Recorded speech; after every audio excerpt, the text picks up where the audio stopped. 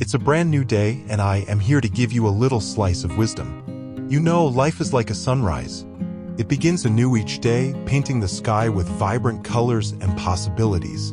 Just as the sun rises, you too have the power to rise and shine in your own life.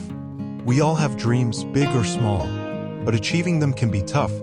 It's like climbing a mountain. It may seem daunting, but remember, the most beautiful views come after the hardest climbs. The first step is to believe in yourself. If you can dream it, you can do it. Remember, learning is a lifelong journey. It's perfectly fine not to have all the answers right now. Don't be afraid to ask questions and seek knowledge.